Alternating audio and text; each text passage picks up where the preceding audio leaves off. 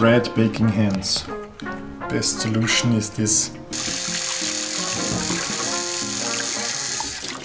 Hands are easily cleaned without soap or anything, just with water.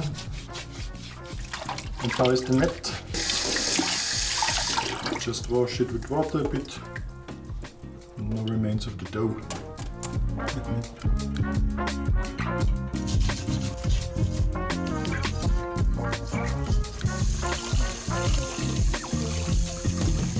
Add a cube, let's say 18 centimeters by 18 by 6 millimeters of height. And the trick is to have 0 top shell and 0 bottom shell layers. And the sparse infill pattern is gyroid, 10% infill.